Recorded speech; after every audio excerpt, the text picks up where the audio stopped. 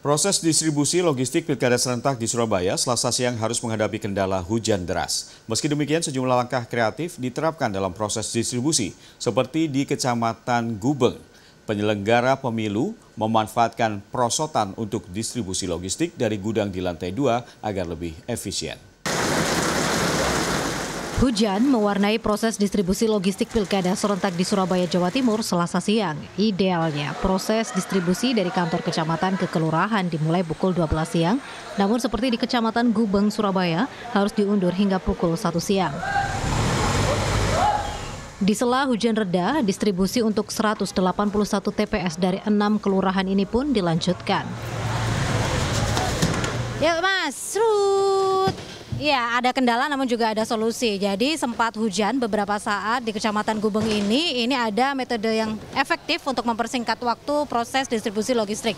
Jadi logistik di Kecamatan Gubeng ini seluruhnya berada di lantai 2. Anda bisa melihat di sana itu ada sekitar untuk kotak suaranya saja itu ada sekitar 362 kotak suara. Artinya kalau diangkat secara manual itu harus melewati satu persatu dari tangga di lantai 2 ini. Dan metode perosotan ini sangat efektif membantu mempercepat waktu.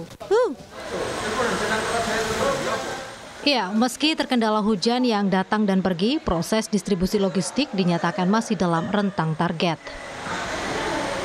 Target kami dari Kecamatan Gubeng ini insya Allah di jam 4 sudah semua terdistribusi di masing-masing kelurahan.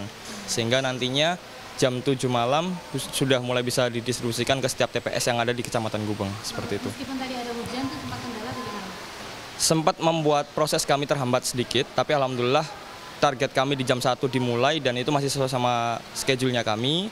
Dan jam 1 lebih 15 kita sudah bisa mulai jalan ke kelurahan masing-masing, seperti itu. Proses pendistribusian juga dalam pengawasan penuh. Ketika pendistribusian dari gudang KPU Surabaya menuju kecamatan, memang ada satu kotak dari Kelurahan Mojo di mana TPS 54 ketika itu ada kerusakan. Tapi setelah itu akhirnya dibantu rekan-rekan BPK bahwasanya sudah diganti oleh KPU Surabaya dengan menyertakan berita acaranya. Dan kami pun dari pengawas berusaha untuk akhirnya menyampaikan formulir model A, yang dimana formulir model A itu adalah laporan hasil pengawasan ketika distribusi logistik itu sudah disampaikan kepada BPK. Gitu.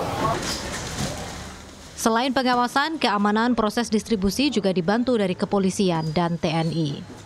Wida Subianto, Aga Dipa, Surabaya, Jawa Timur.